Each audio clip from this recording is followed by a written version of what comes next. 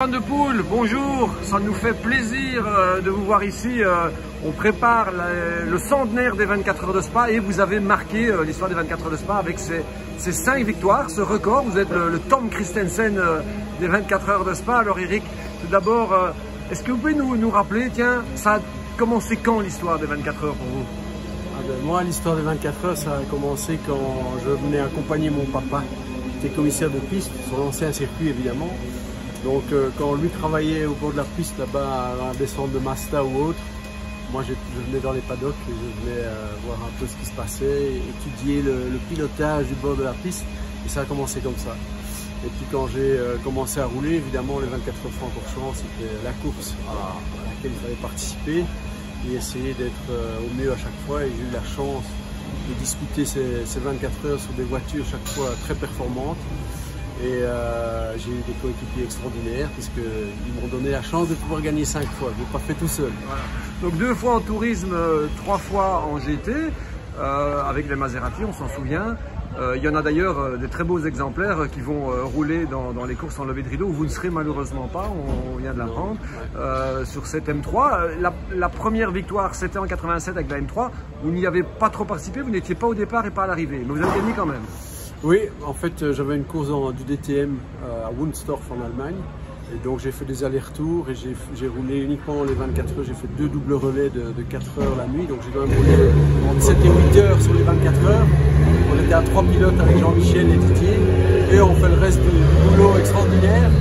Et puis j'ai fait un podium DTM. Et à cause du podium, je suis rentré un peu tard ici, juste après le podium. Donc j'ai raté ce podium de victoire en 87. C'est pour ça que j'ai voulu participer souvent pour essayer de le rattraper, ce podium. Donc je l'ai rattrapé, mais il m'en manque toujours un. Donc les GT2 s'élancent pour leur séance d'essai. Eric, plein de bons souvenirs évidemment, des mauvais souvenirs aussi. Est-ce que si je vous parle de, je ne vais pas vous donner des cauchemars encore, 1992, c'est un mauvais souvenir ou c'est un bon souvenir finalement de terminer deuxième à 1 ou 2 secondes du vainqueur? Au niveau sportif, c'est un souvenir horrible. Pour moi, c'était une catastrophe parce qu'on devait gagner facilement cette course. Et les faits ont fait que, bon, on termine deuxième, mais bon, le bon côté, c'est que c'est Jean-Michel qui a gagné, c'est un autre Belge. Voilà. Et ça reste dans les annales, c'est une course qui a été extraordinaire tout le monde se souvient jusqu'au bout. Et donc, voilà, quand je dis que c'était un mauvais souvenir, forcément, c'était une des plus belles éditions des 24 heures. Et le FUSC qui participait, c'était déjà formidable. En plus, se battre pour la victoire, c'est toujours bien. Mais c'est vrai que quand j'y pense, je dors mal le soir. Parce que ça et vous n'aviez, même des années après, vous n'aviez pas flanché physiquement, vous n'aviez pas de radio, panne de radio, pas de ligne, et mauvaise communication. On ne vous a pas dit que Steve Soper revenait à ce rythme-là. Et donc, on a mal géré votre effort, parce que vous auriez très bien pu, si vous aviez été bien informé, accélérer la cadence, mais on vous l'a dit trop tard. On me l'a dit trop tard. En fait, j'avais les infos chaque fois un tour plus tard, parce que je n'avais que le pitboard. Et le team avait très peur que je tombe en panne d'essence, parce qu'on avait dû s'arrêter plus tôt. C'est pour ça que j'étais monté dans la voiture en catastrophe, et ils n'avaient pas eu le temps de me donner de quoi boire. Il faisait horriblement chaud pendant tout le week-end. Et donc, j'étais complètement déshydraté. Mais en performance, tant que j'étais dans la voiture et que je roulais, je crois que je fais le 2e temps de la voiture sur les 24 heures dans le dernier tour pour essayer de revenir sur Soper, et on termine par choc dans par choc sur l'arrivée. Et au moment où j'ouvre la porte avec l'air et tout, je suis tombé à moitié par terre. Et donc ça a joué contre moi parce qu'on a cru que c'était à cause de ça que je perdais du temps. Mais non, je devais respecter les tours minutes qu'on me donnait au stand. Et si je ne le respectais pas et qu'on tombait en panne d'essence, c'était ma faute. Donc je devais essayer de trouver un compromis. C'était vraiment difficile. Et bon, mais je vais de nouveau mal dormir, hein, tu me refais parler de ça.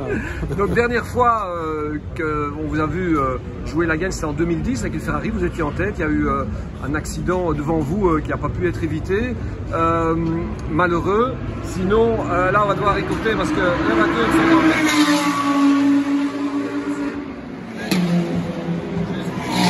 On va les laisser passer. Ici sur le centenaire, une dernière chose, votre avis sur l'évolution, sur le GT3 d'aujourd'hui et qui va gagner la course ce dimanche? Bon, j'ai toujours mon cœur chez BMW évidemment. Des noms qui me disent quelque chose, genre Martin ou quelque chose. Donc forcément, c'est un peu ça. J'ai mon cœur aussi chez Ferrari, j'aime beaucoup. Un peu chez Ford aussi. Donc ça fait beaucoup de véhicules que j'aimerais voir devant. C'est extraordinaire, il faut venir voir le spectacle, c'est magnifique. Il y a énormément de côtés fabuleux sur cette course et l'organisation est belle. J'espère qu'on va avoir du beau temps et c'est ça qu'il faut retenir. Voilà, parce qu'il y a plein de très bons pilotes, très belles voitures. Voilà, merci Eric, et c'est pas encore cette année que votre record sera battu.